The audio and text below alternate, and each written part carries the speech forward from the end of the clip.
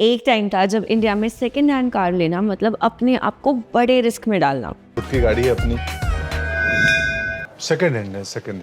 तुम्हें कभी पता नहीं होता था कि कौन सा फ्रॉड तुम्हारा इंतजार कर रहा है। फ्रॉड?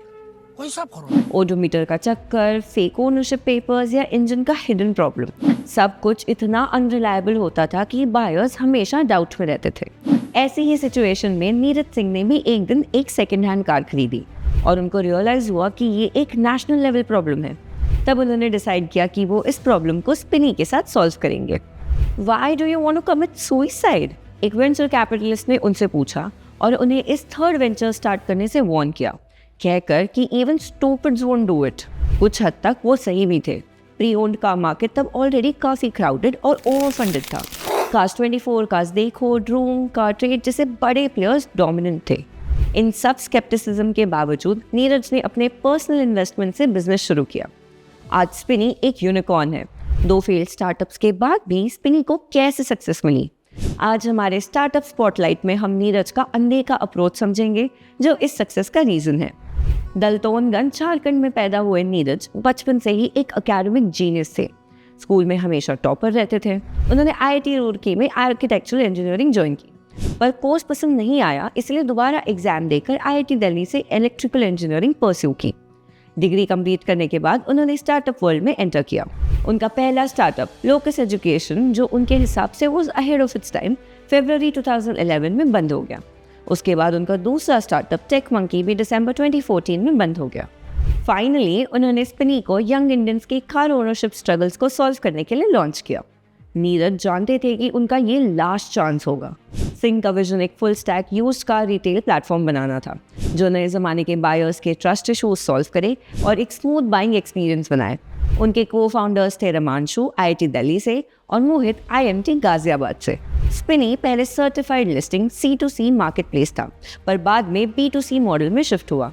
सिंह को पता था कि कंज्यूमर ट्रस्ट और एक्सपीरियंस सबसे बड़ा प्रॉब्लम है और लिस्टिंग मॉडल से क्वालिटी और ट्रस्ट कंट्रोल नहीं हो पा रहा है। स्पिनी के पहले 2 साल स्ट्रगल से भरे थे। उनका रेवेन्यू सिर्फ 4-5 करोड़ था, जबकि कास्ट 24 का 417 करोड़। फंडिंग के मामले में भी स्पिनी पीछे था।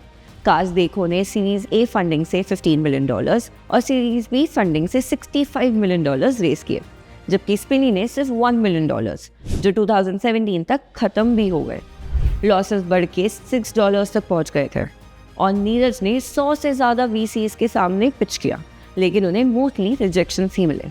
डिफ़िकल्टीज और भी बढ़ गई जब उनका राइवल कोजोमो, जो 3 IITians का used car market place startup था, बंद हो गया।